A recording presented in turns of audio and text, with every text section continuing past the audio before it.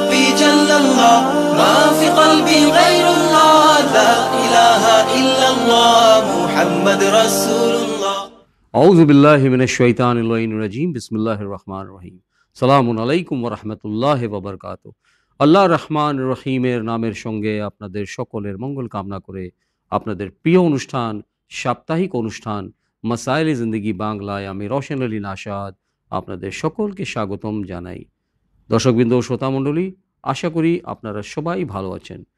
সদায়ের মতো আপনাদের প্রশ্নের উত্তর কোরআন ও হাদিস ও আহলে বাইত আলাইহিমুসসালামের শিক্ষার আলোকে নেওয়ার জন্য আসুন আমাদের প্রিয় অনুষ্ঠান শুরু করি এবং আমাদের সকলের প্রিয়, জনপ্রিয় এবং জ্ঞানী আলিমে দ্বীন জনাব মাওলানা শেখ সাব্বির রেজা সাহেব কিবলাকে স্বাগতম জানাই। প্রিয় দর্শকবৃন্দ, শ্রোতামণ্ডলী, আজকের অনুষ্ঠানে আমি মাঝে মাঝে আপনাদের পাঠানো অডিও মেসেজ প্লে করব এবং মাঝে মাঝে আপনাদের পাঠানো টেক্সট মেসেজ পড়ার চেষ্টা করব। সালামুন আলাইকুম রহমতুল্লাহি ওয়া বারাকাতুহু। মৌলানা সাহেব। ওয়ালাইকুম আসসালাম রহমতুল্লাহি ওয়া বারাকাতুহু। মৌলানা সাহেব, আশা করি আপনি সকলের দোয়ায় এবং আল্লাহর রহমতে ভালো আছেন এবং সুস্থ আছেন। আলহামদুলিল্লাহ, শুকরিল্লাহ। রওশন ভাই, আপনি কেমন আছেন? আলহামদুলিল্লাহ, আপনার দোয়া আছে, আল্লাহ রাব্বুল আলমিনের মেহেরবানি আছে। কিন্তু মাঝখানে আমি শুনেছিলাম যে আপনার শরীর আবার অসুস্থ আপনি হয়েছিলেন। জি রওশন ভাই, একটু অসুবিধা ছিল, আলহামদুলিল্লাহ এখন ঠিক আছে। জি, তো মৌলানা সাহেব, যেমন আমরা সবাই অবগত যে মৌলা আমিরুল মোমিনিন হজরত আলী ইবনে আবি তালিব আলাইহিসসালাম এবং বিবি ফাতেমা জাহরা সালামুল্লাহ আলাইহার এক জিলহজ বা এক জিলহিজ মাসে ওনাদের বিয়া হয়েছিল, মানে ওয়েডিং অ্যানিভার্সারি বা বিয়ার তারিখ বলা যায়। তো আমি অনুষ্ঠান শুরু করার আগে, আমাদের সকল ভাই বোনের প্রশ্ন নেওয়ার আগে আমি আপনাকে অনুরোধ করতে চাই যে যদি আপনি মৌলা আলী আলাইহিসসালামের এবং বিবি ফাতেমা জাহরা সালামুল্লাহ আলাইহার বিয়া সম্পর্কে নিয়ে, যে বিয়া কিভাবে হয়েছিল, কারণ আজকের সমাজে দেখা যায় যে একটা কুপ্রথা, যেটা ইসলামের মানে ভাগ না, তথাপিও আমাদের মধ্যে অনেক মুসলমানরা দহেজের বা জাহেজের ডিমান্ড করে। জি, বিশেষ করে এই মানে প্রবলেমটা কন্যার পিতাকে ফেস করতে হয়। তো আমি জানতে চাই যে মৌলা আলী আলাইহিস সালামের এবং বিবি ফাতেমা জাহরা সালামুল্লাহ আলাইহার যে বিয়েটা হয়েছিল, নবী করিম সাল্লাল্লাহু আলাইহি ওয়া আলিহি সাল্লাম কিভাবে বিয়ে দিয়েছিলেন এবং এই বিয়ার হওয়ার পিছনে কি আল্লাহর কোনো মর্জি ছিল, না শুধু নবী করিম সাল্লাল্লাহু আলাইহি ওয়া আলিহি সাল্লাম উনি শুধু নিজের মর্জিতে বিয়েটা দিয়েছিলেন? রওশন ভাই, আপনাকে অনেক এবং অসংখ্য ধন্যবাদ জানাই। জি আপনি সময় এবং পরিস্থিতি হিসাবে একটি সুন্দর প্রশ্ন রেখেছেন। জি ইসলামিক ইতিহাস বা রেওয়ায়ত হিসেবে ফার্স্ট জিলহজ, জি জিলহজ মাসের প্রথম তারিখে জি জি প্রকাশ্যরূপে হুম এই দুনিয়ায় জনাবে জাহরা সালামুল্লাহ আলাইহা এবং মাওলা আলী আলাইহিসসালামের বিবাহ হয়। জি তবে রওয়ায়েতে যেটা উল্লেখ হয়েছে, এই বিবাহ আগে কিন্তু আরশে এলাহিতে ওহো হয়েছিল, যে বিষয়ে হুম আমি ইতিহাস শুনিয়েছি, হুম যেখানে নবী করিম সাল্লাল্লাহু আলাইহি সাল্লাম আল্লাহর অনুমতিতে জি বা আল্লাহর আদেশে হুম নিজের কন্যার বিবাহ মাওলা আলী আলাইহিসসালামের সঙ্গে করেছিলেন। আর ওখানে জিবরাইল ও মিকাইল সাক্ষী ছিল, ওহো আর হুম স্বয়ং আল্লাহ নাকি এই বিবাহ করিয়েছিলেন। এ বিষয়ে সুবহানাল্লাহ। বিস্তারিত ইতিহাস আমি এর আগে শুনিয়েছি। এবারে আজকের দিনের সম্পর্কে বা ফার্স্ট জিলহজ সম্পর্কে যেটা আমি বলতে চাই, বা মা ফাতেমা জাহরা সালামুল্লাহ আলাইহা এবং মাওলা আলী আলাইহিসসালামের বিবাহর সম্পর্কে যে অথেন্টিক রওয়ায়েত, যেটা আমার আহলে সুন্নাত ভাইদের বইয়ে বা আহলে বায়তের অনুগামী অনুসারী, যাদেরকে শিয়া বা জাফরি বলা হয়, এনাদের বইয়ের মধ্যে উল্লেখ হয়েছে। আপনারা হয়তো শুনেছেন বা জানেন যে নবীনন্দনী ফাতেমা জাহরা সালামুল্লাহ আলাইহা উনি দেখতে খুব সুন্দর ছিলেন, খুব সুশ্রী ছিলেন। আর এ বিষয়ে নবীর হাদিসও পাওয়া যায় যে যদি পুরো বিশ্বের সৌন্দর্যতাকে এক জায়গায় করা হয় আর তাকে যদি কোনো রূপ দেওয়া হয়, তো আমার কন্যা ফাতেমার রূপ হবে। ওহো, আল্লাহু চিন্তা করুন, আকবার। এত সুন্দর ছিলেন। হুম মানে নারীদের মধ্যে একটা জি জি গবেষণা চলতো ওনাকে নিয়ে। তো এইগুলো যখন মদিনায় ছড়িয়ে গেল কথা, তো অনেক সাহাবারা জি জি বা সাহাবার উত্তররা, হুম কাবিলার সর্দাররা হুম নবীকে বিয়ের প্রস্তাব দিয়েছিল যে আপনার কন্যাকে আমরা বিবাহ করতে চাই। নবীর দুই বিখ্যাত সাহাবের নামও এখানে উল্লেখ হয়েছে।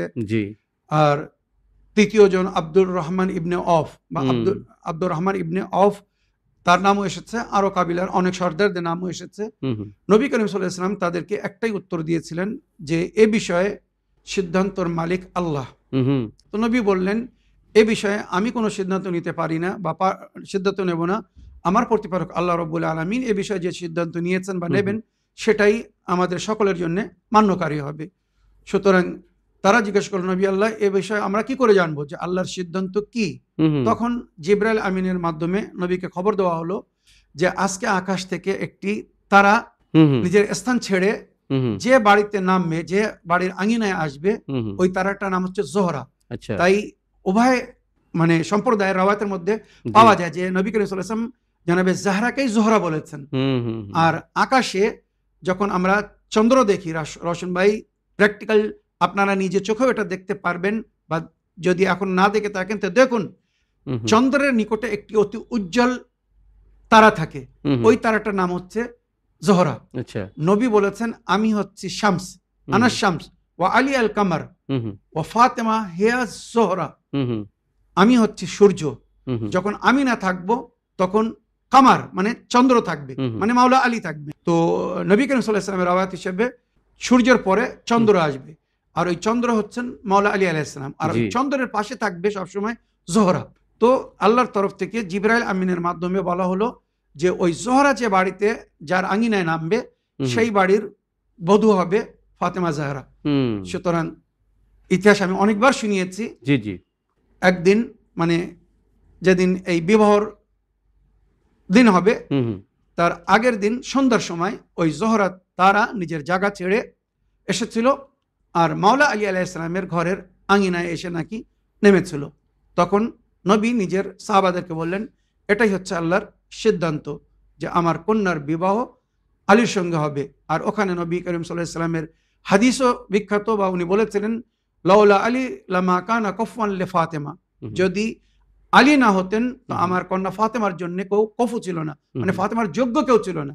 ওইরূপ ফাতেমার সম্পর্ক বলেছেন নবী, লাউলা ফাতেমা লামা কানা কফওয়াতান লি আলী, যদি ফাতেমা না হতো তো আলীরও কেউ যোগ্য ছিল না। সুতরাং ওখানে বিবাহ হলো, আর নবী করিম সাল্লাল্লাহু আলাইহি সাল্লাম আল্লাহর আদেশে নিজের কন্যার বিবাহ সকলের সামনে মসজিদে নববীতে এই বিবাহ করিয়েছিলেন।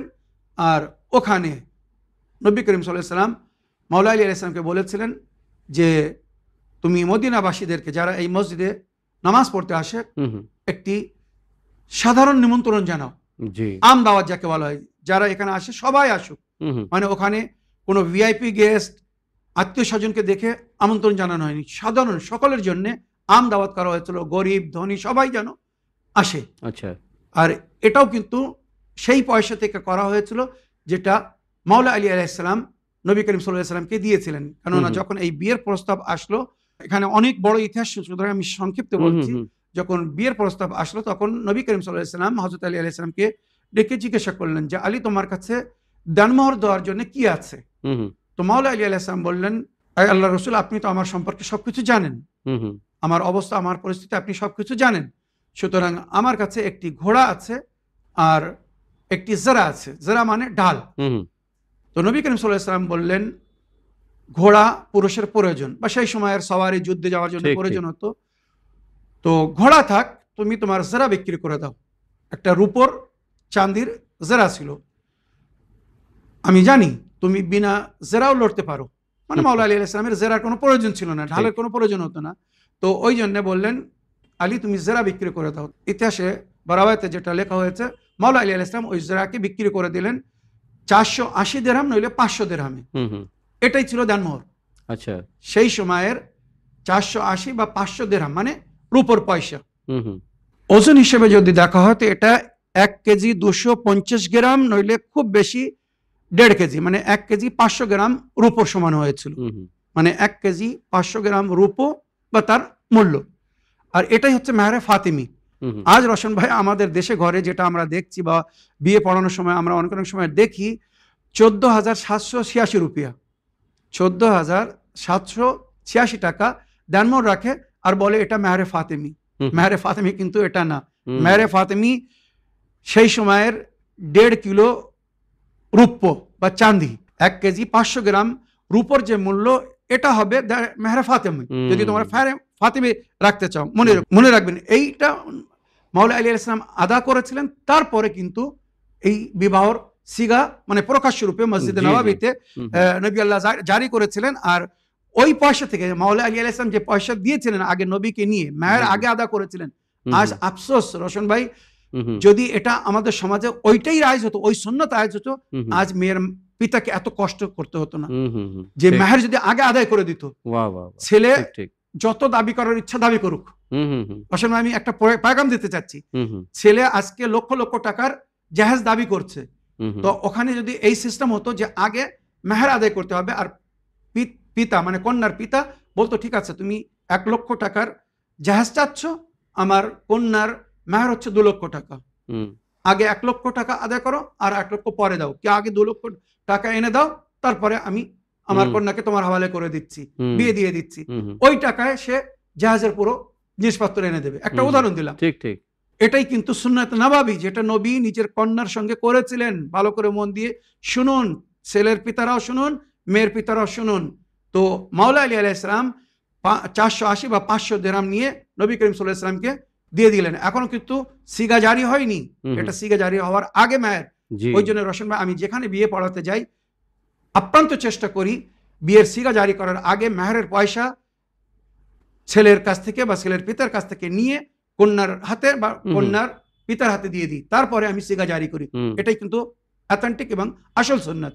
মাওলা আলী আলাইহিস সালাম আগে মেহেরের পয়সা নবী করিম সাল্লাল্লাহু আলাইহি ওয়াসাল্লামকে দিয়েছিলেন। ওই পয়সায় নবী করিম সাল্লাল্লাহু আলাইহি ওয়াসাল্লাম কিছু সাহাবাদেরকে ডেকে বললেন যে যাও তোমরা বাজারে যাও আর আমার কন্যার বিবাহের জন্য এই সমস্ত জিনিস নিয়ে আসো। এবারে দেখুন ইতিহাসে লেখা হয়েছে যে জাহাজে কি কি দোয়া হয়েছিল। রোশন ভাই, ভালো করে আমি পড়ে শোনাতে চাই উম্মতে মুসলিমার জন্য, যে নবী করিম সাল্লাল্লাহু আলাইহি ওয়াসাল্লাম কত সিম্পল ভাবে নিজের কন্যার বিবাহ করেছিলেন, আর ওই পয়সায় জাহাজ কিনে দিয়েছিলেন, যেটা মাওলা আলী আলাইহিস সালাম মাহর হিসেবে দিয়েছিলেন। শেখ তুসি রহমতুল্লাহ আলাইহি এখানে লিখছেন, এক কামিজ जिसकी कीमत 7 दिरहम थी, একটা জোড়া জামা আমরা যাকে বলি, মানে আরবি যে পোশাক হতো, একটা কামিজ যার দাম ছিল 7 দিরহাম। বোরকা 4 দিরহামে, 4 দিরহামের একটি বোরকা, সেই যুগের কথা বলছি। খায়বার কি তৈয়ার করদা আবা, খায়বার ওখানে একটি বিখ্যাত জায়গা, ওখানকার আবা বিখ্যাত ছিল, সুন্দর আবা তৈরি হতো নারীদের জন্য, পুরুষদের। ওখানকার একটি আবা দেওয়া হয়েছিল, মানে যে আবা চাদর নারীরা পর্দা করার জন্য, হেজাব করার জন্য পরিধান করেন বা ওড়েন। खजूर के पत्तों से बनी हुई चारपाई, खजूरेर पातार तैरी माने काता दिए जेटा तैरी करा है पालंग जाके बोला है चारपाई। तारपरे 2 बिछोने जिनका बैरूनी कपड़ा मोटे कत्तान का था, एक खजूर की छाल से और दूसरा भेड़ की खाल से या ऊन से बना हुआ था। खजूरेर पाता दिए तैरी करा বা ऊन दिए तैरी करा मोटा चादरेर मतो बा गद्दा मने करुन, गद्दा छिलो। और ताइफ से तैयार करदा चमड़े की 4 तकिए जिन्हें अजहर मक्की घास बोरिया चटाई की तैयारी की जाती है, जिसमें इस्तेमाल होती है। उसके पत्ते बारीक होते हैं जो तिब्बी खुसूसियात के हामिल होते हैं, से तैयार किया गया था। माने ওখানে বিশেষ যে বালিশ তৈরি করা হয়েছিল বা বালিশ হয়েছিল, আরবি এক রকমের খুব নরম সফট ঘাস হয়, আর ওই ঘাসের অনেক গুণ, মানে এখানে এখন ডিটেলসে যেতে পারছি না। ওই ঘাস দিয়ে তৈরি করা 4টে বালিশ দিয়েছিলেন, গদ্দা দিয়েছিলেন, 4টে বালিশ দিয়েছিলেন, আর উনকা এক পর্দা ঘরে লাগানোর জন্য উলের তৈরি করা পর্দা দিয়েছিলেন। हिजर में बनी एक चटाई, गोया हिजर से मुराद बहरान का मरकज है, नीज हिजर मदीना के करीब एक गांव का नाम है। হিজর একটি জায়গার নাম, বা বেহরানের তখন ওখানের বিশ্বের মার্কেট ছিল, ওখানে তৈরি করা একটা চাটা, সুন্দর চাটা। মানে এগুলো কিন্তু নবী করিম সাল্লাল্লাহু আলাইহি ওয়াসাল্লাম একটি সুন্দর উদাহরণ করতে চাচ্ছিলেন নিজের উম্মতের জন্য, যে আমি কত সিম্পল ভাবে, কত সাধারণ, মানে প্রয়োজনীয় জিনিস যেগুলো মানে বাড়ির অতি প্রয়োজনীয়, জি, কারণ এগুলো মাওলা আলীর বাড়িতে অভাব ছিল বলে এটাও দেখেছিলেন। হিজর মে বানি এক চটাই, उसके बाद एक दस्ती चक्की, সেই যুগে বাড়িতেই গম পিষে আটা তৈরি করা হতো, তো গম পিষে করে আটা তৈরি করার জন্য একটা চাক্কি দিয়েছিলেন। তাম্বে কা তাশত, মানে খাঞ্জার থালার মতো, আপনারা জানেন যাতে খাদ্য রেখে প্রেসার করা হতো, দেওয়া হতো, তো তাম্বে কা তাশত। চামড়ে কা মশকিজা, পানি সেই যুগে পানির অসুবিধা ছিল, ঠিক। দূর থেকে পানি ভরে নিয়ে আসতে হতো, পানির দুটো মশক দিয়েছিলেন। লকড়ি কা বানা হুয়া ডোঙ্গা, মানে পুরোনো যুগে তো সে সময় কাচের বা এই অ্যালুমিনিয়াম বিভিন্ন ডোঙ্গা হতো না, সে সময় কাঠের তৈরি করা, মানে তরি তরকারি বাইর করে রাখার জন্য দুটো ডোঙ্গা দিয়েছিলেন, কাঠের তৈরি করা। দুধ দোহনে কে লিয়ে গহরা বর্তন, ওইরূপ ভেড়া দুম্বা বা উট বা গরুর দুধ বাহির করার জন্য মনে করুন দুটো বালতি দিয়েছিলেন, কাঠে তৈরি করা হোক যেভাবে তৈরি করা হোক, বালতি দিয়েছিলেন বা তাম্বার বালতি দিয়েছিলেন। পানি কে লিয়ে এক মাস্ক, ওইভাবে পানি জমা রাখার জন্য একটা বড় মাস্ক দিয়েছিলেন, বা সেই যুগে যেমন কাঠ দিয়ে তৈরি করা হতো, অনেক অনেক সময় চামড়া দিয়ে তৈরি করা হতো, পানি জমা করে রাখতো বাড়ি ফ্যামিলির জন্য, তো ওটা নবী করিম সাল্লাল্লাহু আলাইহি ওয়াসাল্লাম দিয়েছিলেন। এক মোতাহারা, মোতাহারা এখানে বলা হয় আমাদের ভাষায় আমরা যেটা লোটা বলি, মানে যেটা তাহারাতের জন্য ইউজ হয়, ওযুর জন্য ইউজ হয়, তো একটা লোটা দিয়েছিলেন। আর মিট্টি কে কেই এক মটকে ইয়া জাম, আর ওইরূপ পানি পান করার জন্য মাটির সুরাহি, মানে যাতে কলসি বা আমরা বলতে পারি মাটির কলসি এবং মাটির গেলাস, সেই সময় মাটির কলসি বা মাটির গেলাস হতো, তো মাটির কলসি আর মাটির গেলাস, এই টোটাল জায়েজ দিয়েছিলেন নবী নিজের কন্যাকে। এর সিম্পল, অতি সিম্পল আর অতি প্রয়োজনীয়। একবার ভেবে দেখুন, যদি আমরাও আমাদের কন্যাকে এইভাবে বিবাহ দেই, অতি প্রয়োজনীয় জিনিস যদি দেই, আর আমি স্বামী বা ছেলে, মানে ছেলে বা ছেলে পক্ষদের কাছে, পুত্র পক্ষদের কাছে অনুরোধ করছি, যদি আপনাদের বাড়িতে এইগুলো থাকে তো আপনার এরও দাবি করবেন না। স্বেচ্ছায় যদি কন্যা পক্ষ দিতে চায় দিতে পারে, তবে দাবি করবেন না। সব সময় চেষ্টা করুন, আমি খুব প্র্যাকটিক্যাল কথা বলছি, কিন্তু যেটা আমি নিজে আমাল করি না, আমি কাউকে বলি না। আমার বিয়ের সময় আমার শ্বশুর আমাকে জিজ্ঞেস করছিলেন, মাওলানা সাহেব আপনি লিস্ট দিয়ে দিন জাহেজে আপনাকে কি কি দিতে হবে বা আপনার কি দাবি। রশন ভাই, আল্লাহ রসুলকে সাক্ষী করে বলছি, আমি পরিষ্কার বলেছিলাম, আমি আপনাদের কাছে সুতো পর্যন্ত চাই না, বরং আমি আমার স্ত্রীকে আমি আমার ক্ষমতা অনুযায়ী আমি যা নিয়ে যাব পোশাক পরিধান, সেটাই পরিয়ে তাকে বিদায় দিবেন, আপনারা কিছু দিবেন না। আমি যেটা নিয়ে যাব সেটাই সে পরে আমার বাড়িতে প্রবেশ করবে। বিয়ের পরে অনেক অনেক সময় জামাইকে উপহার দেয়, বিয়ের পরে যদি আপনারা কিছু উপহার দিতে চান সেটা আপনাদের ব্যাপার, আমরা কখনো কোনো দাবি করিনি বা করবো না। রশন ভাই, এইভাবে আমার বিবাহ হয়েছিল সিটি শহর, কলকাতা শহর। আর মানে অবাক পাবলিক, মানে যারা আত্মীয় স্বজনরা এসেছিল তারা আমার কথা শুনে অবাক যে আজকের যুগে এমন ভাবে কেউ বিয়ে করে যে কোনো দাবি নেই, বিনা দাবিতে আপনি বিয়ে করছেন আর সুস পর্যন্ত চাচ্ছেন না, আর আপনি উল্টো বলছেন যে আপনি যা কিছু দেবেন তাতেই কন্যা বিদায় হবে। তো এটাই কিন্তু বাস্তব। আমি অনুরোধ করছি, যদি সক্ষম হন তা আপনারা কন্যার পিতাকে মজবুর করবেন না।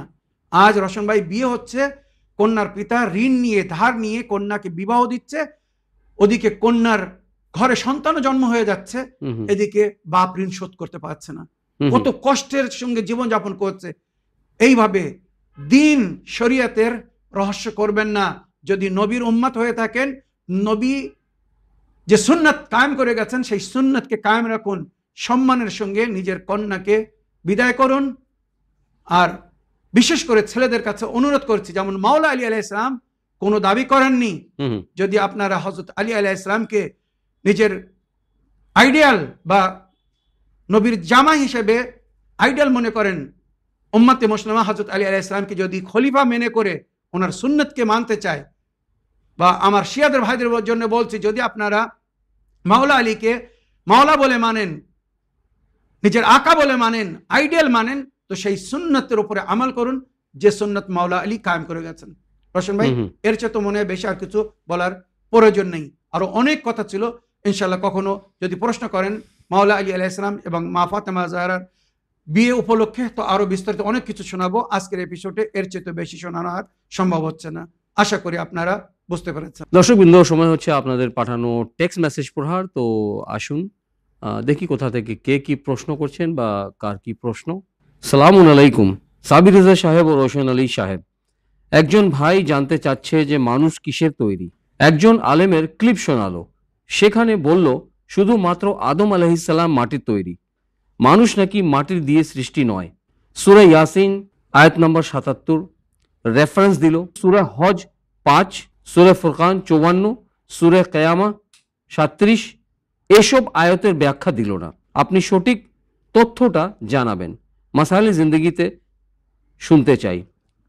শাকির জামাদার কাকদ্বীপ থেকে। ওয়া আলাইকুম আসসালাম ওয়া রাহমাতুল্লাহি ওয়া বারাকাতুহু। শাকির ভাই, এই সুন্দর প্রশ্নের মাধ্যমে মাসাইল জিন্দেগি বাংলা অনুষ্ঠানকে সহযোগিতা করার জন্য আমি আপনার ধন্যবাদ জানাই। কাকদ্বীপ থেকে শাকির ভাইয়ের প্রশ্ন যে কোনো রেফারেন্স দেওয়া হয়েছিল কোনবা আলিমের কথা আর কি, যে আদম আলাইহিস সালাম ছাড়া অন্য মানুষ নাকি মাটি দিয়ে সৃষ্টি নয়। ওয়ালাইকুম আসসালাম রহমতুল্লাহি ওয়া বারাকাতুহু। আমার প্রিয় শাকির ভাই, আপনি যে বক্তার কথা বলছেন বা উনি যেটা বলছে, উনি কোরআনের একটি আয়াত পড়েছেন, কিন্তু অন্য 4টি আয়াত যেটা আপনি বললেন হয়তো উনি পড়েননি বা ওই বিষয়ে জানার একটু চেষ্টা করেননি। নিঃসন্দেহে আমাদের মূল মানুষের সৃষ্টির মূল হচ্ছে মাটি। কেননা যে পিতার আমরা সন্তান, সেই পিতা মাটি থেকে তৈরি করেছিলেন আল্লাহ ওনাকে। হযরত আদম আলাইহিস সালামকে মাটি থেকে তৈরি করা হয়েছিল।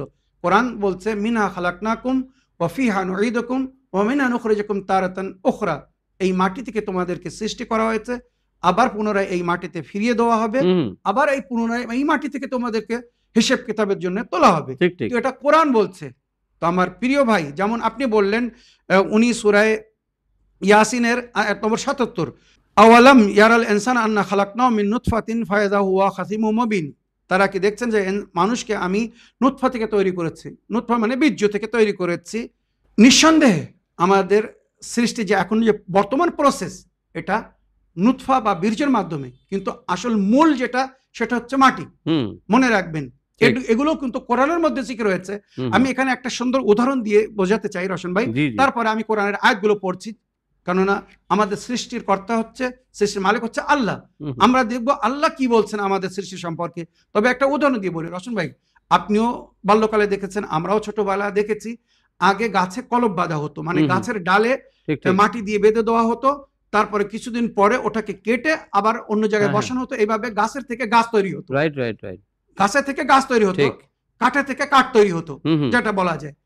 এখন কিন্তু এই প্রসেসটা প্রায় নার সমান আছে, কিন্তু নার সমান। এখন কি হয় রশন ভাই, গাছের আঁটি থেকে বীজ বুয়ে দানা জমিনে বুয়ে দেওয়া হয়, তারপরে সেখান থেকে গাছ তৈরি হয়। তো দানা থেকে যদি গাছ তৈরি হয়, আমি বা আপনি দেখে আমরা কি কখনো বলেছি যে এটা কাঠ না? কেন এটা কাঠ থেকে ডাইরেক্ট তৈরি হয়নি, এটা বীজ থেকে তৈরি হয়েছে। মূল ওই গাছের ফলের দানা থেকে ওই গাছ তৈরি হয়েছে। ওইরূপ আমরা আদম সন্তান, আমাদের পিতাকে আল্লাহ মাটি দিয়ে তৈরি করেছিলেন, কিন্তু পরস্পর ওই যে মাটির প্রভাব এটা আমাদের মধ্যে চলছে। কিন্তু এই যে বীজ যেমন দানা দিয়ে ফসল তৈরি করছেন, ওইরূপ মানুষের বীর্যের মাধ্যমে মানুষ তৈরি হচ্ছে। এটাই কিন্তু মূল। এবারে কোরআন কি বলছে দেখুন, সূরা হজ আয়াত নম্বর 5 আল্লাহ রাব্বুল আলামিন বলছেন ইয়া আইয়ুহান নাসু ইন কুনতুম ফি রাইবিম মিনাল বা'সি ফাইন্না খালাকনাকুম। আল্লাহ কি বলছেন? ফাইন্না খালাকনাকুম মিন তুরাবিন। আমি তোমাদেরকে মাটি থেকে তৈরি করেছি। আল্লাহ ভুল বলছেন? আল্লাহ মিথ্যা বলছেন? ঠিক। আল্লাহ নিজে বলছেন ইন্না খালাকনাকুম মিন তুরাবিন, আমি তোমাদেরকে তোরাব থেকে তৈরি করেছি, মাটি থেকে তৈরি করেছি। রশন ভাই, ওরা যে এই মাটি থেকে তৈরি করা থেকে অস্বীকার করছে, জানেন এর পেছনে মেন কারণ কি? মাওলা আলী আলাইহিস সালামকে আবু তোরাব বলা হয়েছে, মাটির পিতা। তো যাতে আলীকে নিজের বাপ না মানতে হয়, পিতা না মানতে হয়, নবী যেখানে বলেছেন আনা ওয়া আলী আবওয়াহাদিল উম্মাহ, আমি এবং আলী উম্মতের পিতা সমতুল্য। তো যাতে আলীকে বাপ না মানতে হয়, তো আমরা মাটিই মানবো না। তো যদি মাটিকে না মানি, তো আলীকে মাটির বাপ মানার প্রয়োজন হবে না। এই সমস্ত ষড়যন্ত্র কিন্তু ফাইন্না খালাকনাকুম মিন তুরাবিন সুম্মা মিন নুতফাতিন। আল্লাহ কি বলছেন? আসল হচ্ছে মাটি, তারপরে সুম্মা নুতফাতিন, পরে বীর্য। আমাদের পিতা ছিলেন মাটি, তারপরে আল্লাহ সেই একটা প্রসেস তৈরি করেছেন, স্বামী স্ত্রীর সম্পর্কের মাধ্যমে সন্তান জন্ম নেয়। সুম্মা মিন নুতফাতিন সুম্মা মিন আলাকিন। এবারে কিভাবে পরস্পর এই সন্তান বীর্য থেকে মাংস তৈরি হয়, মাংসের মধ্যে হাড় আসে, হাড় থেকে মজবুত হয়, পুরো রূপ ধারণ করে, এগুলো পুরো এইভাবে এখানে হচ্ছে বাচ্চা কিভাবে জন্ম নেয়, আবার বাল্যকাল থেকে বৃদ্ধকালে যায়, একটা একটা জিনিসের মধ্যে উল্লেখ হয়েছে। সূরা হজ আয়াত নম্বর 5 ওই মৌলবীকে পড়তে বলুন, আশা করি এই ভুল ভেঙে যাবে। ওইরূপ সূরা মুমিনুন আয়াত নম্বর 14 মধ্যে আল্লাহ রাব্বুল আলামিন বলেছেন সুম্মা খালাকনা নুতফাতা মিন আলাক নুতফাতা আলাকাতান ফাখালাকনাল আলাকাতা মুজগাতান, এইভাবে কিভাবে ওই নুতফা থেকে মানুষ তৈরি হয় সব আল্লাহ রাব্বুল আলামিন জিকির করেছেন। ওইভাবে সূরা ফুরকান আয়াত নম্বর 54, যেগুলো আপনিও জিকির করেছেন, ওয়াহুয়াল্লাযী খালাকা মিনাল মা'i বাশারান ফাজআলাহু নাসাবান ওয়া সাহরা ওয়া কানা রাব্বুকা কাদিরা। আল্লাহ রাব্বুল আলামিন পানি থেকে এই মানুষকে সৃষ্টি করেছে আর তাদের মধ্যে পারিবারিক সম্পর্ক তৈরি করেছে, মাতা পিতা ভাই বোন ইত্যাদি, বা শ্বশুর বাড়ির সম্পর্ক, যেমন বিয়ের পরে স্ত্রী বা শ্বশুর শাশুড়ি একটা সম্পর্ক এসে এই সম্পর্ক তৈরি করেছে। তারপরে সূরা কিয়ামতের আয়াত নম্বর 37, যেটাও আপনি বলেছেন, আলাম ইয়াকু নুতফাতাম মিন মানিন ইউমনা, তারা কি ওই নুতফা দিয়ে তৈরি হয়নি, একটা উচ্ছলনেওয়ালা পানি যাকে বলা হয়েছে। কোরআন বলছে এক ফুসকানি পানি থেকে, যেটা ফিসকে মারে বাহির হয়, এটা বুদ্ধিজীবীর জন্য হিসেবে যথেষ্ট বলার দরকার নেই, ওর থেকে তৈরি। আর সূরা তারিকের আয়াত নম্বর 5, 6 এবং 7 ওই মৌলবীকে পড়তে বলুন, ফালয়ানজুরুল ইনসানু মিম্মা খুলিক, দেখুক মানুষকে আল্লাহ কি থেকে কিভাবে তৈরি করেছে। খুলিকা মিন মাইন দাফিকিন ইয়াখরুজু মিন বাইনাস সুলবি ওয়াত তারাইক, আল্লাহ মানুষকে একটি ফুসকানি পানি থেকে, যে পানিটা ফুসকে বাইর হয় বা ফেসারের সঙ্গে স্পিরিটের সঙ্গে বাইর হয়। তো আল্লাহ রাব্বুল আলামিন এইভাবে মানুষকে তৈরি করেছেন, মানে প্রথম মাটি, তারপরে নুতফা বা বীজজোড়া যাকে বলা হয়। যেমন আমরা জমিনে মাটিতে বীজজোড়া মানে বীজ বুনে তারপরে সেখান থেকে চারা তৈরি হয়, গাছ তৈরি হয়, ওইরূপ আল্লাহ রাব্বুল আলামিন মাকে জমিন তৈরি করেছেন। আর পিতা হচ্ছে ওই জমিনের চাষি, যেটা কোরআনে বলা হয়েছে রশন ভাই, আয়াতের মধ্যে জিক্র হয়েছে সূরা বাকারা, আপনারা জানেন, হারসুল লাকুম। তো মা হচ্ছে কোরআনের আয়াত হিসেবে বা আল্লাহ রাব্বুল আলামিন হিসেবে ওই জমিন, যে জমিন থেকে আমরা তৈরি হই, মনে রাখবেন। আর পিতা হচ্ছে ওই জমিনে বীজ উৎপাদন করেন, ওখান থেকে আমরা সৃষ্টি। তো এইভাবে প্রথম মাটি, তারপরে বীর্য বা নুতফা, তারপরে আমাদের বিভিন্ন স্টেপ বা প্রসেসের মাধ্যমে সৃষ্টি হয়ে আমরা এই দুনিয়ায় এসেছি বা আসি। আশা করি আমার প্রিয় ভাই আপনি এই বক্তব্য তাকে শুনিয়ে দেবেন, তার ভুল যদি ভাঙে তো উত্তম, আর যদি তার মধ্যে বিবেক বুদ্ধি না থাকে তো কোরআনের এই আয়াতগুলো শোনার বা পড়ার পরেও অনেকের হয়তো ভুল ভাঙবে না। আশা করি আল্লাহ যদি হেদায়েত করতে চান তো হেদায়েত পাবেন। দর্শকবৃন্দ, সময় হচ্ছে অডিও মেসেজ প্লে করার, তো দেখি শুনি কোথা থেকে কার কি প্রশ্ন। আসসালামু আলাইকুম, আমি বাংলাদেশ থেকে বলছি। মাসাইল জিন্দেগিতে একটা প্রশ্ন আমি রাখছি, আশা করি আমার প্রশ্নের উত্তরটা আপনি দিবেন। আমি বাংলাদেশের ইব্রাহিম খলিল রিজভী, ওনার কাছে একজন প্রশ্ন করছিল, যখন রমজানে মাসাইল এই বিষয়ে জানা হয়, প্রশ্ন বিষয়ক চলে, আপনার প্রতিদিন যে অনুষ্ঠানটা চলে, ওনার কাছে একজন প্রশ্ন করছিল, মাথার ফেলে দেওয়া চুল আমরা বিক্রি করতে পারবো কিনা নারীদের। এখন উনি যে উত্তরটা দিয়েছিলেন, উনি বলল যে বিষয়টা একটু জানার দরকার। তারপর ইনস্ট্যান্টলি উনি যে উত্তরটা দিয়েছিলেন, উত্তরটা ছিল যে দেখেন, পর্দা যখন আপনার শরীরে থাকবে, জিনিসটা মৃত, চুলটা মাথা থেকে পড়ে যাওয়া মানে সেটা মৃত জিনিসের উপরে কোনো পর্দা নাই, মানে মাথার থেকে যখন খসে পড়ছে ওটার কোনো পর্দা নেই, ওটা বিক্রি করা যায়, সমস্যা নেই, মানে ওইটা তো, ওই জিনিসটা তো কোনো পর্দার প্রয়োজন হয় না। কিন্তু আপনার একটা এপিসোডে যখন শুনলাম, আপনি বললেন যে সবথেকে বেশি যে জিনিসটার উপর গুরুত্ব দেওয়া হয়েছে যে চুলের প্রতি পর্দার। এখন না মাহরমের হাতে না গেলেই ভালো, আর অনেক কুফরি কালাম মানে বিভিন্ন অন্য কাজে ব্যবহৃত হয়। আর বললেন যে পানিতে ফেলে দেওয়া অথবা মাটিতে। এখন আপনাদের দুইজনের মতটা না এক হচ্ছে না। এখন আমি চাচ্ছি যে এই বিষয়টা আরো একটু ক্লিয়ার করেন।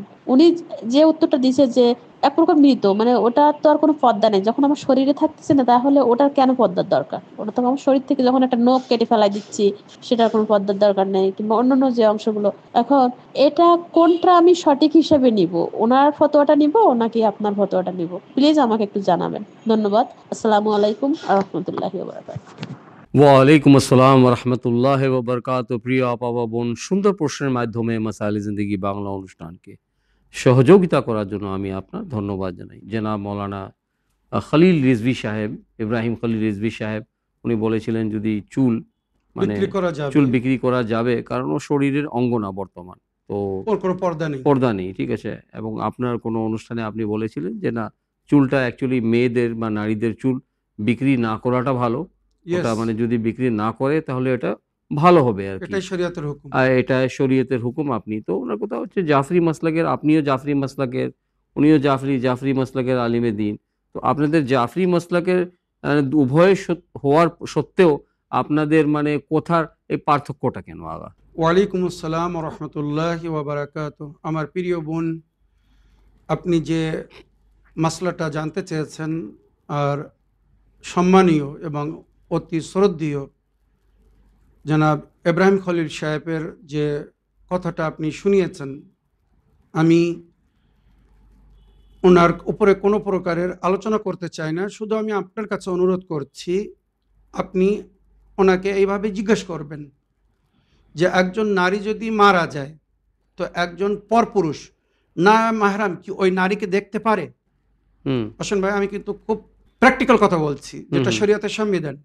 ওই নারীকে দেখতে পারে বা ওই নারীর চুলকে দেখতে পারে? যদি উনি বলেন হ্যাঁ, তাহলে উনি যেটা বলেছেন ঠিক বলেছেন। আর যদি বলেন না, মরার পরেও এক নারীকে দেখা জায়েজ না বা তার চুলকে দেখা জায়েজ না, তাহলে যেটা আমি বলেছি বা আমি বলছি এটাই অথেন্টিক আর এটাই শরীয়তের হুকুম। এবারে ফতাওয়াল ফোকাহাল মুজতাহিদিন, সমস্ত আমাদের মুজতাহিদিন বা মারাজে তাকলিদ, যাদের আমরা তাকলিদ করি, মুজতাহিদ বা ফোকাহা, ওনারা এ বিষয়ে কি বলতে চাচ্ছেন আমি পড়ে শোনাচ্ছি, ভালো করে মন দিয়ে শুনবেন। আর এ বিষয়ে কিন্তু আলহামদুলিল্লাহ আমার আহলে সুন্নাত ভাইদের ফিকও সেম, যেটা শরীয়তের হুকুম। মনে রাখবেন, প্রশ্ন হয়েছিল ওনাদের কাছে, औरत के सर के बाल बेचना जायज़ है या नहीं, প্রশ্ন হয়েছে, ইফতাতা করা হয়, হুম ফতোয়া হুম জিজ্ঞেস করা হয়। তো ওখান থেকে যে উত্তর দেওয়া হয়েছে, वाज़ेह है कि इंसान जिंदा हो या मुर्दा, मुसलमान हो या काफिर, मर्द हो या औरत, शरीयत मुतहरा ने इंसान को मुकर्रम ও मोहतरम बनाया है। এটা ডিক্লেয়ার বা ক্লিয়ারলি আপনারা জেনে নিন যে মানুষ, পুরুষ হোক বা নারী, মুসলমান হোক বা নন মুসলিম, শরিয়াতে সকলের সম্মান দান করা হয়েছে। হুম হুম शरीयत मुतहरा सकल के सम्माने नजरे देखा हुए थे। इसलिए शरीयत मुतहरा ने जिहाद के दौरान भी कुफ्फार की लाशों का मुसला करने यानी उसके आज़ा को काटने से मना किया। चुनांचे इंसान के मरने के बाद भी उसकी हुर्मत बाकी होने की वजह से इंसानी जिस्म और आज़ा का एहतराम लाजिम है। मरार परे शरीयत इस्लाम हिसाबे तार प्रतिटी अंशर तमनই সম্মান যেমন জীবিত অবস্থায়। হুম হুম रोशन भाई, হুম लिहाजा जिंदगी में भी और मरने के बाद भी इंसानी आज़ा और इंसानी बाल का काट कर अलग करना, उनकी खरीद व फरोख्त करना, चाहे वो किसी भी गरज से हो, नाजायज और हराम है। হুম শরীয়ত কি বলছে? জীবনে বা জীবনের পরে, মরার পরেও শরীরের অংশ বা চুল কাটা, কেটে সেটাকে কোনো বিষয়ে বিক্রি করা হুম হুম नाजायज एवं हराम। और इंसानी बालों की खरीद व फरोख्त से जो कमाई हासिल होगी वो भी नाजायज और हराम होगी। আর এই শরীরের অংশ বিক্রি করে যে উৎপাদন হবে, সরি, যে হুম। সঞ্চয় হবে, পয়সা হবে, আয় হবে, এটাও শরিয়াতে নাজায়েজ এবং হারাম বলা হয়েছে। তো শরিয়াতের মাসলা আমি ক্লিয়ার বলে দিলাম যে শরিয়তে ইসলামে নারীদের চুলের উপরে পর্দা রাখা হয়েছে। হুম হুম যেমন জীবনে পর্দা, ওইরূপে মরার পরেও পর্দা। সুতরাং জীবনেও ওটা বিক্রি করা জায়েজ না, মরার পরেও যদি কেউ হুম হুম। মনে করে মরে গেছে এবার চুল কেটে বিক্রি করে হুম দেয়, হুম সেটা জায়েজ না। হ্যাঁ, আমাদের মুজতাহিদদের মধ্যে সামান্য একটু মতভেদ আছে এ বিষয়ে। কিছু মুজতাহিদিনরা বলেছেন যে চুল, যেমন ইব্রাহিম রিজভী সাহেব বলেছেন, শরীর থেকে আলাদা হওয়ার পরে ওটা বিক্রি করা মকরু। মকরু মানে তাও কিন্তু হুম এটা হুম। একটা অপ্রিয় জিনিস, জি মানে জি যেটা না করা ভালো কিন্তু করলে পাপ নেই। সেই জন্য আমি অনেকবার যখন এ মাসলায় জিজ্ঞেস করা হয়েছিল আমিও বলেছি যে এটা মকরু, কিন্তু প্রকাশ্য রূপে, মানে শরীয়তের সংবিধান যেটা এখানে আমি পড়ে আপনাদেরকে শুনিয়েছি যে হারাম বলা হয়েছে। হুম হুম তো এটাকে না বিক্রি করাই ভালো। আর যেমন আমার প্রিয় বোন আপনি বললেন ওই চুল কোথায় যাচ্ছে, কত জায়গায় হুম হুম। যাচ্ছে, পরপুরুষদের হাতে যাচ্ছে। রশন ভাই, যেটা আমি শুনেছি ওই সমস্ত চুল নাকি অনেক অনেক সময় নন মুসলিমরা যে সমস্ত দেবী দেবীতে তৈরি করে তাদেরকে ওই চুল লাগানো হয়। কথাটা হচ্ছে আপনি চুল বিক্রি করে কত টাকা অর্জন কত টাকা করবেন, অর্জন করবেন, এক ওর কি নম্বর। মূল্য? দ্বিতীয় নম্বর, এটার কি গ্যারান্টি আছে যে ওই চুলটার কোনো মিসইউজ হবে না? জাযাকাল্লাহ। তো ওই মিসইউজ যদি সেরকম হয়, যেমন জাদু, সেহের, টোনা, জাযাকাল্লাহ, সুন্দর টোটকা, কথা বলেছেন। এটার ইম্প্যাক্টটা আপনার জীবনে কি রকম আসবে। পড়তে পারে? যার চুল নিয়ে ওই জাদুটনা হবে তার জীবনের উপরে তার আসার পড়বে, এটাও কিন্তু বলা হয়েছে। রাইট। অনেক অনেক সময় হুম ওই সমস্ত চুল নিয়ে টোনা টোটকা তৈরি করা হয়। জি জি তো জি জি। আমার প্রিয় ভাই বোনেরা, আপনাদের কাছে অনুরোধ, আপনারা যদি নিজেকে বিপদে না ফেলতে চান তো ওই চুল কখনো বিক্রি করবেন না। জানেন না আপনারা ওই চুল কোথায় কিভাবে ব্যবহার হবে, কে কোন রাইট। ভুল কাজে ব্যবহার করবে। যদি ভুলে ব্যবহার হয়, অন্যায় ব্যবহার হয়, মনে করুন কোনো দেবী দেবতার চুল তৈরি করা, তো এর জন্য আপনার দোষী হবেন, দায়ী হবেন, পাপী হবেন। হুম। একবার ভেবে দেখুন কেন শরিয়াতে এগুলোকে মানা করা হয়েছে। তো আমার প্রিয় বোন, আশা করি আপনার প্রশ্নের আপনি উত্তর পেয়েছেন। দর্শকবৃন্দ, আসুন আরেকটি টেক্সট মেসেজ পড়ি। মাসাইল জিন্দেগি বাংলা, কিবলা ও রোশন আলী নাশাদ ভাই, সালামুন আলাইকুম। আশা করি দুজনেই আল্লাহর পাকের অশেষ রহমতে ভালো আছেন। আমার কিবলার নিকট প্রশ্ন হলো, মেডিটেশন বা যোগা করা কি ইসলামে জায়েজ? অনেক বলে থাকে এগুলো বিধর্মীদের তৈরি করা পদ্ধতি, ঈমান নষ্ট হয়ে যায়। বিষয়গুলোর সত্যতা নিশ্চিত করবেন, অনুগ্রহ করে বুঝিয়ে বলবেন। আলী মেহেদি নূর, ঢাকা। ওয়ালাইকুম আসসালাম ওরহমতুল্লাহ ওবরকাত। আলী মেহেদি নূর ভাই, প্রশ্নের মাধ্যমে আবার মাসাইল জিন্দেগি অনুষ্ঠানকে সহযোগিতা করার জন্য আমি আপনার ধন্যবাদ জানাই যে আপনি উভয় অনুষ্ঠানকে নিয়মিতভাবে ফলো করছেন। মৌলানা সাহেব, আমাদের নিয়মিত দর্শক আলী মেহেদি নূর ভাইয়ের প্রশ্ন যে যোগা করাটা, যেটাকে মেডিটেশনও বলা হয়, এটা কি ইসলামে কি করাটা জায়েজ হবে? কারণ অনেকে বলে থাকে যে এটা মানে নন মুসলিমের বা বিধর্মীদের তৈরি একটা করা মানে একটা পদ্ধতি। জি, তৈরি করা একটা পদ্ধতি। তো এটা কি শরীয়তে ইসলামে জায়েজ করা হয়েছে, কি আমরা করতে পারি? ওয়ালাইকুম আসসালাম রহমতুল্লাহ ওবরাকাত। আমার প্রিয় ভাই আলী মেহেদি নূর, যোগা করা হারাম না, পরিষ্কার বলছি। যোগা মানে এক ধরনের এক্সারসাইজ, ব্যায়াম, রোশন ভাই, একটি জি, জি। বিশেষ পদ্ধতি। হুম, হুম। তবে এই ব্যায়াম বা এই যোগা যদি বিশেষ কোনো উপাসনা বা পুজো পাঠের জন্য ব্যবহার হয়, যেমন হুম, সূর্যাসন, রোশন হুম, ভাই, সূর্যর দিকে মুখ রাইট, করে রাইট। বিশেষ করে আসন করা হয়, বসা হয়, আর সেইভাবে সূর্যর প্রার্থনা করা হয়। হুম, তো এটা শরীয়তে জায়েজ না। হুম, সূর্য, চন্দ্র বা তারার পুজো, আগুনের সামনে আসন করে বসে হুম, হুম, পুজো, এগুলো শরীয়তে জায়েজ না। যদি আমরা সূর্যর পুজো না করি, তারার পুজো না করি, চন্দ্রের পুজো না করি, আগুনের পুজো না করি, একটা ব্যায়াম করি। তার মানে আপনি বলতে চাচ্ছেন যে আসনগুলো, যোগার মধ্যে যে অনেক আসন আছে, সেই আসনগুলোকে দেখতে হবে যে এই আসন কি কোনো শিরকে মুবতলা করছে নাকি? জাযাকাল্লাহ, এটাই বলতো, যদি জি, এটা জি। শিরকের সম্পর্কিত হয়, হুম, হুম। আমাদের জন্য জায়েজ না। জি, জি, জি। কিন্তু যদি সেটা শিরকের সঙ্গে সম্পর্কিত না হয়, সমস্ত প্রকারের ইয়োগা শারীরিক ফিটনেসের জন্য সবাই জি, জি। বলছে। হুম, হুম। আর ইরানের রোশন ভাই, জি। ওলামা, মুজতাহিদিন বা আয়াতুল্লাহরা এগুলো করছেন আর ওনারা শিক্ষাও দিচ্ছেন। হুম। অনেক ভিডিও আছে ওনারা হুম। কিভাবে, মানে বিশেষ করে করোনার সময় যখন জি। মানুষ খুব কষ্টের মধ্যে জীবনযাপন করছিল, হুম, হুম। ওনারা বিভিন্ন প্রসেস শিখিয়েছেন কিভাবে শরীরকে সুস্থ রাখতে হবে, কিভাবে নিঃশ্বাস নিতে হবে। তো হুম, হুম। আমি নিজেও আমি ইয়োগা করি বা জি, জি। এক্সারসাইজ করি, ওই জন্য আমি বলছি শরীয়তে কোথাও ইয়োগা করতে, এক্সারসাইজ করতে, ব্যায়াম করতে মানা না। তবে যেমন রোশন ভাই বললেন, যদি এটা শিরকের জন্য ব্যবহার হয় বা এমন কোনো আসন বা ইয়োগা যেটা শিরকের জন্য হুম, হুম। বিশিষ্ট বা জি, জি। পরিচিত, হুম, সেগুলো হুম। করবেন না, হুম, হুম। মনে রাখবেন। তাছাড়া ইয়োগা করতে বা মেডিটেশন করতে কোনো অসুবিধা নেই। অনেকে বলে থাকে যে যোগা করার প্রয়োজন কি আছে? কারণ আমাদের ৫ নামাজে পাঞ্জাগানা জি, এবং ৫২ রেকাত নামাজ যে পড়া হয়, সেইগুলো তো আসনের মতন দেখা যায়। এগুলোও সুন্দর কথা, এটা অসুবিধা নেই। জি, জি। মানে নামাজ যদি সময়ে পড়ে তো অনেক রোগ থেকে সে মুক্তি পাবে, জি, জি। মানবিক রোগ বা শারীরিক রোগ থেকে। এটাও হুম। একটা সুন্দর উপায়। এই যে এক্সারসাইজ, এটা একটা, এই যে কেয়াম, রুকু, সেজদা, এগুলো কিন্তু খুব অন্যতম জিনিস। এই জি। নামাজ, এই সেজদা অনেক রোগ থেকে তাদেরকে বাঁচাচ্ছে। হুম, এই হুম। সেজদায় যখন যায় তখন শরীরের উপর একটা বিশেষ প্রভাব পড়ে, নাক হুম। দিয়ে নিঃশ্বাস নেওয়ারও একটা বিশেষ প্রসেস আসে। তো এগুলো একটা আলাদা ড্রেস। তো আমার প্রিয় আলী মেহেদি নূর ভাই, যে কাজ করলে শরীরের শারীরিক উপকার পাওয়া যাবে, যদি সেটা শিরক না হয়, কোনো অসুবিধা নেই। আশা করি আপনার হুম, প্রশ্নে হুম। আপনি উত্তর পেয়েছেন। প্রিয় দর্শকবৃন্দ, এই যোগা সম্পর্কে যদি আপনারা বিস্তারিত উত্তর জানতে চান, তাহলে আমি বলতে চাই যে আপনারা ইসলাম ইন বাংলা মানে সোলো প্রোগ্রামে ইয়েস, আপনারা প্রশ্ন করতে পারেন। সেই প্রোগ্রামে মৌলানা সাহেব আপনাদেরকে বিস্তারিতভাবে উত্তর দেওয়াটা উনার জন্য সম্ভব হবে। জাযাকাল্লাহ। তো দর্শকবৃন্দ, আসুন আরেকটি অডিও মেসেজ শুনি, দেখি কার কি প্রশ্ন।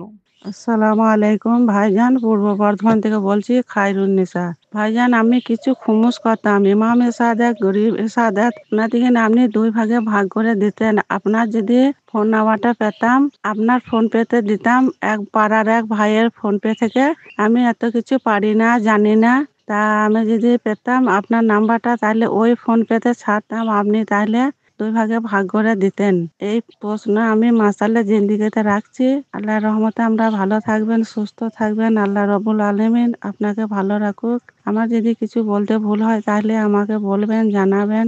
এই প্রশ্ন আমি মাসাল্লা জিন্দিগিতে রাখছি। আসসালামু আলাইকুম রহমতুল্লাহ ওয়া বারাকাতুহু। ওয়ালাইকুম আসসালাম রহমতুল্লাহ ওবরকাত। প্রিয় আপা, প্রশ্নের মাধ্যমে মাসাইলে জিন্দেগি বাংলা অনুষ্ঠানকে এবং আমাদের উভয় অনুষ্ঠানকে নিয়মিত ফলো করার জন্য আমি আপনার ধন্যবাদ জানাই। হোমস সেহমে ইমাম সেহমে সাদাত, উনি দেওয়ার ইচ্ছুক, মানে আপনার ফোন নাম্বার আমার উনি কন্ট্যাক্ট নম্বর চেয়েছেন চেয়েছেন, যে ফোন পে নম্বর বা জিপে নম্বর। জি জি, তো এটা কি সম্ভব হবে মৌলানা সাহেব?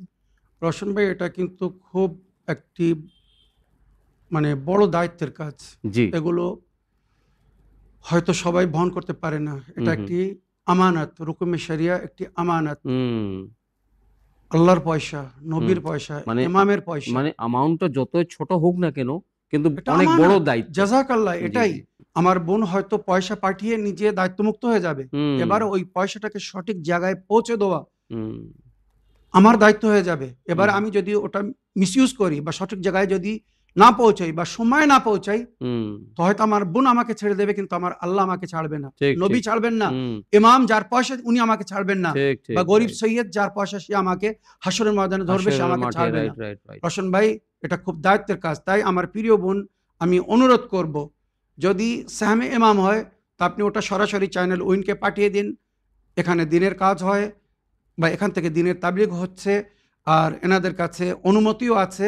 মুজতাহিদিনগণরা ওনারা সাহমে ইমাম কালেক্ট করে সেটাকে সঠিক জায়গায় খরচ করার জন্য অনুমতি দিয়েছেন। জি জি। তবে সাহমে সাদাত এটা সরাসরি খরচ করতে বলা হয়েছে। এবারে হুম। যদি আপনি সরাসরি কোনো সাদাত না পান, প্রাপ্য সাদাত মানে সমস্ত সাদাত না, কিন্তু সাদাত মানে সৈয়দ বংশ। সৈয়দ বংশ, গরিব আসল। সাদাত, হুম হুম গরিব সাদাত যাদের জীবনে হুম অভাব আছে, কষ্ট আছে, এমন সাদাতকে দিতে বলা হয়েছে। যদি এটা আপনার নজরে না থাকে, তখন আপনি কোনো এমন ব্যক্তিকে দিতে পারেন যার উপরে আপনার বিশ্বাস আছে, ভরসা আছে, হুম হুম যে এই ব্যক্তিকে যদি আমি পয়সা দিই তো উনি সঠিক জায়গায় পৌঁছে দেবেন। হুম হুম। তো এই ভেবে যদি আপনি চ্যানেল উইনকে বা আমাকে পাঠাতে চান, পাঠাতে পারেন। তবে আমি আপনার সঙ্গে সঙ্গে আমার সমস্ত দর্শকবিন্দুদের কাছে অনুরোধ করব, যদি আপনারা কোনো রুকুমে শরিয়া মানে জাকাত, খুমুস, রদ্দে মাজালিম, ফিতরা বা ফিদিয়া ইত্যাদি বিভিন্ন পয়সা যদি আপনারা কখনো আমাকে পাঠাতে চান, তো সঙ্গে সঙ্গে উল্লেখ করে দেবেন যে হুজুর এটা এই পয়সা। হুম তাহলে হুম হুম। আমানতের যেন খেয়ানত না হয়। তো এ বিষয়ে আমি বিস্তারিত আলোচনা করেছি গতকালকের এপিসোডে, বৃহস্পতিবারের এপিসোডে, এপিসোড নম্বর 1737। হুম হুম হুম। রোশন ভাই, জি জি। 1737 আমি বিস্তারিত বিশ্লেষণ দিয়েছি বা ডিটেলস বলেছি, আপনারা ওখানে শুনে নিন। যদি আমাকে ফরওয়ার্ড করতে চান, পাঠাতে চান, তো স্ক্রিনের ওপরে যে নম্বর দেওয়া হচ্ছে হাবিব সাহেবের বা আলী হুম রেজা হুম সাহেবের, ওনার সঙ্গে যোগাযোগ করে আমার নম্বর নিতে পারেন। আমি ডাইরেক্ট আমার নম্বর কোথাও দেইনি বা কখনো দেবো না, কেননা আমাকে খুব অসুবিধে জি বা জি। সমস্যার ফেস করতে হয়। সবার কাছে যখন নম্বর পৌঁছে দেয় রোশন ভাই, হুম হুম আমার হুম রাত দিন তখন এক হয়ে যায়। হুম হুম হুম তো অনুরোধ করব, কিছু মনে করবেন না আমার হুম। প্রিয় বোন বা আপা, আমি আমার সরাসরি নম্বর দিতে পারছি না আপনাদেরকে। যদি আপনারা প্রয়োজন মনে করেন, তো হাবিবুল্লাহ খান সাহেব বা আলী রেজা সাহেবের সঙ্গে যোগাযোগ করে ওনাদের কাছ থেকে আমার জিপে নম্বর বা ফোনপে নম্বর বা পেটিএম নম্বর নিতে পারেন। আর যেমন বললাম, যদি কখনো কোনো অ্যামাউন্ট আমানত হিসেবে পাঠান, তো সেটাকে উল্লেখ করে দিবেন যে হুজুর এই পয়সাটা, এই আমানত আপনি সঠিক জায়গায় পৌঁছে দেবেন। ইনশাআল্লাহ আমি আপ্রান্ত চেষ্টা করব সঠিক জায়গায় সঠিক জিনিস সঠিক সময়ের মধ্যে পৌঁছে দেওয়ার। দর্শকবৃন্দ, আসুন আরেকটি টেক্সট মেসেজ পড়ি। মাসাইলে জিন্দেগি বাংলাতে উত্তর শুনতে চাই। আমি আজিজুল ইসলাম উত্তর 24 পরগনা জেলা থেকে বলছি। সালামুন আলাইকুম ওয়া রাহমাতুল্লাহি ওয়া বারাকাতুহু। মাওলানা সাবির রেজা ভাইজান ও রোশন ভাইজান, আশা করি আল্লাহর পাকের অশেষ রহমতে ভালো আছেন। আমার একটা ছোট্ট প্রশ্ন। কোরবানির পশু কি বেশি দিন পুষে কোরবানি দিলে বেশি সওয়াব পাওয়া যাবে? একটু বলবেন প্লিজ। খোদা হাফেজ, ফি আমানিল্লাহ। ওয়া আলাইকুম আসসালাম ওয়া রাহমাতুল্লাহি ওয়া বারাকাতুহু। প্রিয় ভাই, সুন্দর প্রশ্নের মাধ্যমে মাসাইলে জিন্দেগি বাংলা অনুষ্ঠানকে সহযোগিতা করার জন্য আমি আপনার ধন্যবাদ জানাই। যদি পশুকে ক্রয় করার পরে যদি বাড়িতে বেশি দিন পুষে রাখা হয়, তারপরে যদি কোরবানি দেওয়া হয়, তাহলে সওয়াবটা বেশি পাওয়া যায়। তো এই কথাটা মৌলানা সাহেব কতটুকু সত্য? জাযাকাল্লাহ। ওয়ালাইকুম আসসালাম ওয়া রাহমাতুল্লাহি ওয়া বারাকাতুহু। আমার প্রিয় ভাই আজিজুল ইসলাম সাহেব, আমরা যে কুরবানি করি দেশে বাড়িতে, এটা ইব্রাহিম নবী আলাইহিস সালামের সুন্নতকে পালন করছি। জি জি।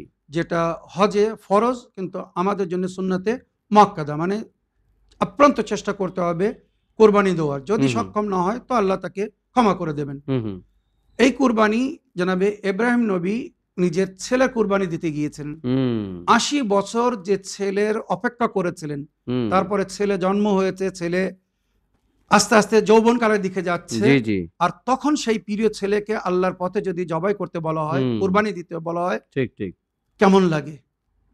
সেই মায়া, সেই মহব্বত, এটা কিন্তু বাপের জন্য একটা বড় পরীক্ষা। রাইট রাইট তাই এ বিষয়ে আমাদের মুজতাহিদিনগণরা দুইভাবে ফতোয়া দিয়েছেন বা ওনাদের তৌজিল মাসাইলে দুভাবে লেখা হয়েছে। হুম হুম প্রাচীন মুজতাহিদিনগণরা, রশন ভাই, যেটা ওনারা বলেছেন বা লিখেছেন অনেক বইয়ের মধ্যে, যেটা লেখা হয়েছে যে হুম হুম তোমরা নিজেরা পশু পাখিকে পুষে পালন করে সেটাকে কুরবানি করো, কেননা তার প্রতি একটা মায়া এসে যাবে। আর যখন কুরবানি করবে তখন কষ্ট হবে, ওই রাইট রাইট কষ্টকে অনুভব করো যেটা জানাবে ইব্রাহিম নবী অনুভব ঠিক করছিলেন। ঠিক ঠিক মনে রাখবেন, এ তো আল্লাহর পরীক্ষা ছিল, কিন্তু আল্লাহ পরিবর্তন করে দিয়েছিলেন। ছেলের ঠিক। জায়গায় দুম্বা এসে গিয়েছিল বলে আমরা দুম্বা বা ছাগল ইত্যাদি কোরবান করি। তো মনে রাখবেন, এটাই অথেন্টিক বা এটাই প্রাচীন যুগ থেকে চলে আসছে। কিন্তু কিছু লেটেস্ট মুজতাহিদিন, ওনাদের কথা হচ্ছে যে যখন তুমি অনেক দিন ধরে পালন করে কোরবানি করতে যাবে তো হয়তো তোমার মনে ইচ্ছা করবে না, হুম হুম মানে কোরবানি করার ইচ্ছা হবে না, হুম হুম একটা মায়া হয়ে যায় যে হুম হুম এতদিন ধরে পুষেছি, পালন করেছি, কি করে জবাই করব, আবার সেই মাংস খাবো, একটা মানে আবেগ জড়িয়ে আসে রশন ভাই এখানে। হুম হুম তো ওই জন্য ওনারা বলেছেন যে অল্প সময়ের জন্য পোষো, মানে কোরবানির ৩ দিন আগে নিয়ে আসো বা ৭ দিন আগে বা ১০ দিন আগে, হুম হুম তারপরে তাকে ভালো করে পানার করিয়ে যত্ন করে আহ, যাতে ভালো মাংস হয় সেইভাবে তারপরে জবাই করো। মানে হুম বর্তমানে হুম মুস্তাহিদিন বলেছেন মানে ১০ দিন আগে, খুব বেশি ১০ দিন আগে নিয়ে আসো, ৭ দিন, ৩ দিন। আবার লেটেস্ট যেটা এখন আমরা দেখছি, যেদিন কোরবানি সেই দিনই নিয়ে আসছে অনেকে, কেউ একদিন আগে নিয়ে আসছে, হুম হুম বেশিরভাগ অধিক এটাই হচ্ছে। তো বলছে এর কারণ হচ্ছে যে যাতে একটা মায়া না হয়ে যায়, আর যেন জবাই করার সময় এটা একটা না হয় যে কি করে জবাই করব, এতদিন ধরে পালন করেছি, হুম মন যেন খুঁতমুত না করে রশন ভাই, হুম হুম হুম মানে মনে যেন জবাই না করার একটা বিচার না আসে হুম হুম যে এতদিন পালন করেছি, কি করে জবাই করব। জি জি এই জন্য এটাও একটা লজিক্যাল ওনারা বুঝিয়েছেন। তো হুম হুম কোনো অসুবিধা নেই, উভয়ভাবে কোরবানি পেশ করা যাবে। অনেকদিন ধরে পুষেও কোরবানি করতে পারবেন, আবার যদি সেই দিনেও কিনে এনে বা ৩ দিন আগে, ১ সপ্তাহ আগে কি ১০ দিন আগে কিনে এনে যদি জবাই করতে চান, ওভাবেও জবাই করতে পারবেন। সওয়াবের মালিক আল্লাহ, ইনশাআল্লাহ আল্লাহ নিয়তের উপরে সওয়াব দান করবেন বা সওয়াব দান করেন, যার নিয়ত যেমন হবে ইনশাআল্লাহ সে সেই হিসেবে আজর সওয়াব পাবে। যেটা কোরআনের আয়াতের মধ্যে উল্লেখ হয়েছে, আল্লাহর কাছে না ওই প্রাণীর মাংস যায়, না তার রক্ত যায়, না তার চামড়া যায়, না হাড় কোড় যায়, আল্লাহ নিয়ত দেখে। হুম হুম ইন্নামাল ঠিক আমালু বিন্নিয়াত। তো হুম হুম নিয়তের উপরে নির্ভর করবে, আপনি যে নিয়তে কুরবানি করবেন ইনশাআল্লাহ তার আজর সওয়াব পাবেন। আমার প্রিয় ভাই, আশা করি আপনার প্রশ্নে আপনি উত্তর পেয়েছেন। দর্শকবৃন্দ, আসুন আর একটি অডিও মেসেজ শুনি, দেখি কার কি প্রশ্ন বা কোথা থেকে কে কি জানার ইচ্ছুক। আসসালামু আলাইকুম রহমতুল্লাহি বরকাতুহু। আমি খেজুরি থানা থেকে আরেক বলছি। বড় ভাইজান, আপনার উপরে আমার হাজার কোটি সালাম এবং দরুদ রইল, এবং রসন আলী ভাইজান, আপনার উপরে আমার হাজার হাজার সালাম রইল। বড় ভাইজান, আপনি আমার মেয়ের সম্বন্ধে যা বলেছেন আমি তো শুনেই মানে কি করব কি মানে ভেবেও পাইনি। বড় ভাইজান, আপনি যে দোয়াগুলো বলছেন স্ক্রিনের উপরে লেখাটা দিলে বড় উপকৃত হতাম, এবং বাংলায় লেখা যাবে কিনা আপনি একটু এর বলবেন। আর আরেকটা যে কি ভাইজানদের সঙ্গে যোগাযোগ করে তাবিজের কথা বলছেন, ওটাও আমি ঠিক করে বুঝতে পারছি না, আপনি একটু গুছিয়ে বলে দেবেন প্লিজ। এই উপকারটা আমার করে দিন। আমি তো অনেক কিছুই আপনার চ্যানেল দেখে, আপনার শুনে আপনাদের আমরাও অনেক উপকৃত হয়েছি। আমার সঙ্গে সঙ্গে এরকম কত হাজারো মা আছে যারা সন্তানকে নিয়ে ভুগছে, তাদের উপকার হবে। আসসালামু আলাইকুম রহমতুল্লাহি ওয়া বারাকাতুহু। আল্লাহুম্মা সাল্লি আলা মুহাম্মদ ওয়া আলা আলি ওয়া আলাইকুম আসসালাম ওয়া রাহমাতুল্লাহি ওয়া বারাকাতুহু। প্রিয় আপা, প্রশ্নের মাধ্যমে মাসাইলে জিন্দেগি বাংলা অনুষ্ঠানকে সহযোগিতা করার জন্য আমি আপনার ধন্যবাদ জানাই। আমাদের নিয়মিত দর্শক আরেফা আপা কিছু টেনশনে, মানে দেখা যাচ্ছেন যে আপনি হয়তো কোনো অনুষ্ঠানে আপনি এর আগে বলেছিলেন, উনি প্রশ্ন জি করেছিলেন জি, ওনার ওনার কন্যাকে মেয়ের নিয়ে। বিষয়ে, তো উনি জানার ইচ্ছুক যে মানে কোনবা দোয়া বা তাবিজের কথা আপনি বলেছিলেন, তো সেটা উনি আপনার কাছে নেওয়ার জন্য আপনার কাছে রিকোয়েস্ট করেছেন।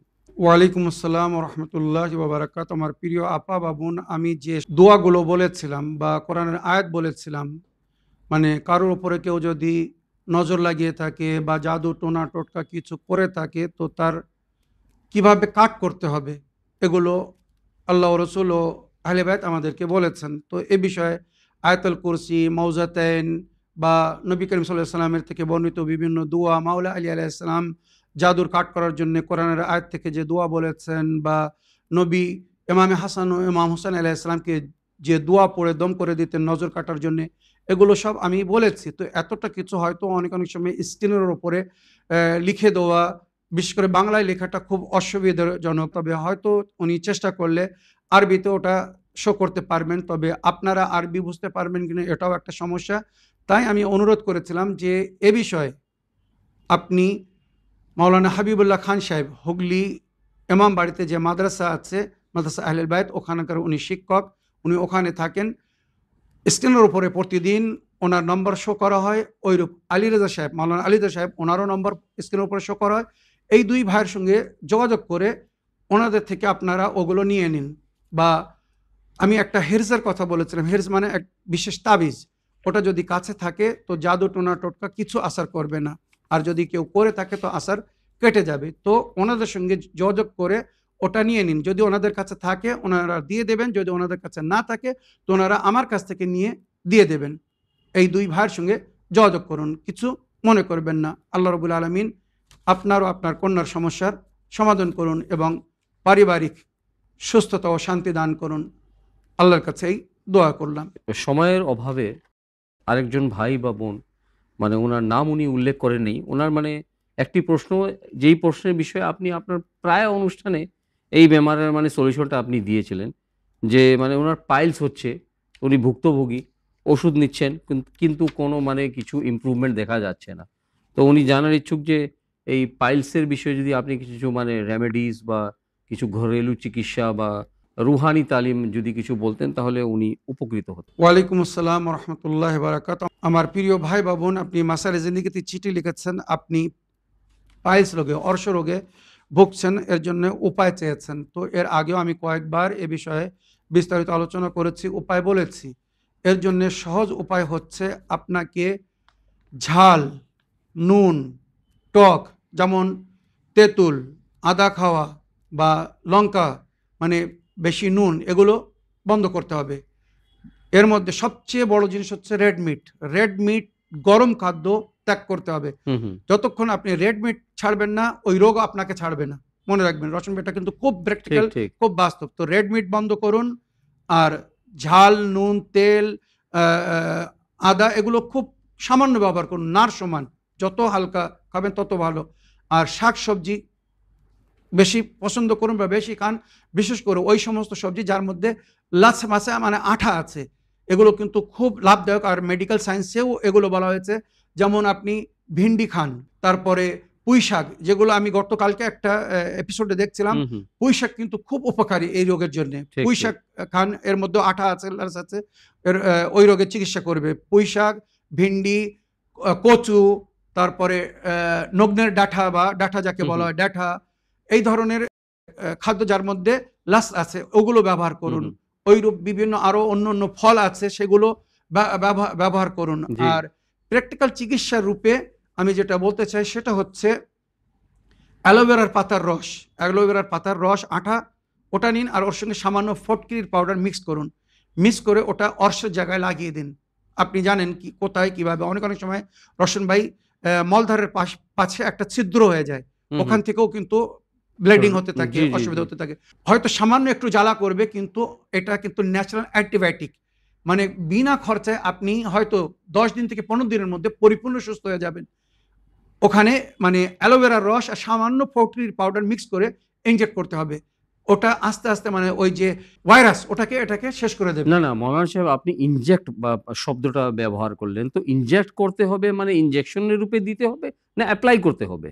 রসুন ভাই, ওটা এপ্লাই করতে হবে, কিন্তু অনেক সময় আঙুল দিয়ে এটা এপ্লাই করা সম্ভব হয় না। হুম। তাই ইনজেকশনটা মানে সুই বাদ দিয়ে, হুম শুধু হুম সিরিঞ্জ হুম। দিয়ে, সুই বাদ দিয়ে শুধু রাইট যে রাইট সিরিঞ্জ, রাইট। ওটা দিয়ে ইনজেক্ট করা যাবে, যেটা কিন্তু খুব প্র্যাকটিক্যাল।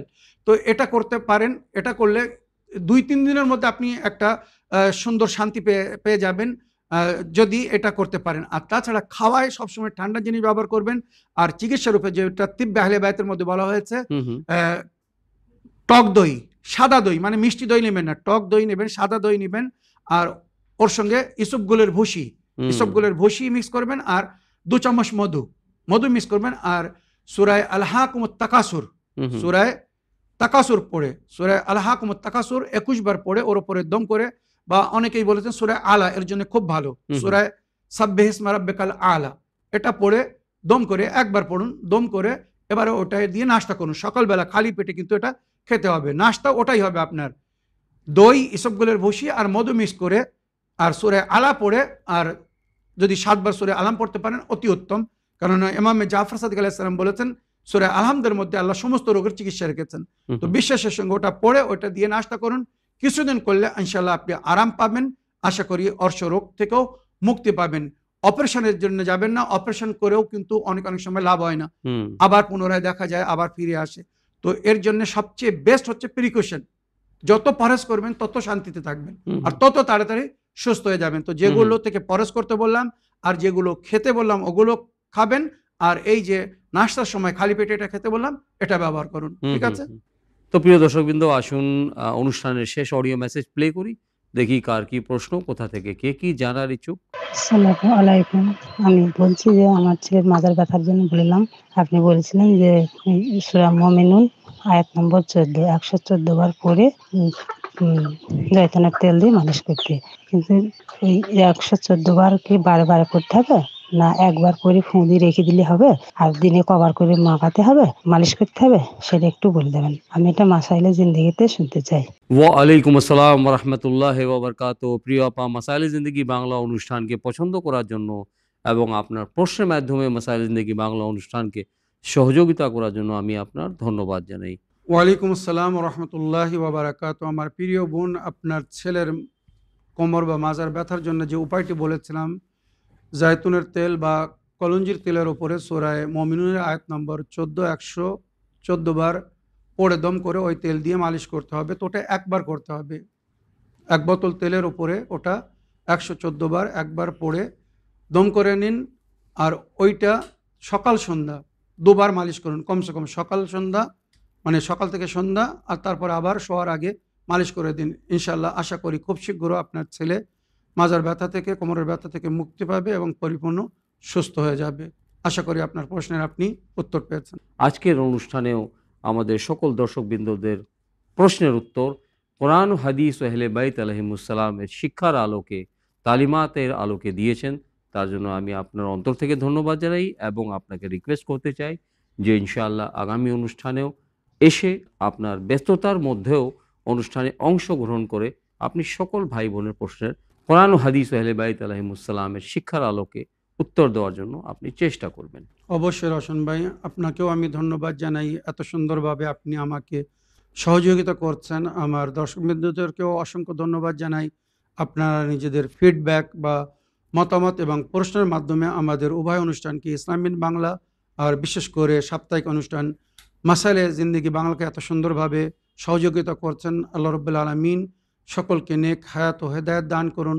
আশা করি এইভাবে আমাদের অনুষ্ঠানকে আপনারা সহযোগিতা করতে থাকবেন, আর দোয়াতে আমাদের 2 ভাইকে স্মরণে রাখবেন যেন আমরাও সুস্থ থেকে স্বাস্থ্য থেকে অনুষ্ঠানকে এইভাবে সুন্দরভাবে আগে নিয়ে যেতে পারি বা পরিচালনা করতে পারি। তো প্রিয় দর্শকবৃন্দ, শ্রোতামণ্ডলী, সময় হচ্ছে আপনাদের প্রিয় অনুষ্ঠান শেষ করার। তো ইনশাআল্লাহ আগামী অনুষ্ঠানে আপনাদের সকলের সঙ্গে আবার সাক্ষাৎ হবে নতুন প্রশ্ন নিয়ে, নতুন মাসলা মাসাইল নিয়ে। তো এই বলে আজকের অনুষ্ঠান শেষ করার জন্য আপনাদের সকলের কাছে অনুমতি চাই। শুকরিয়া ও ধন্যবাদ। সালামুন আলাইকুম ওয়া রাহমাতুল্লাহি ওয়া বারাকাতুহু। حسبي ربي جل الله ما في قلبي غير الله لا إله إلا الله محمد رسول الله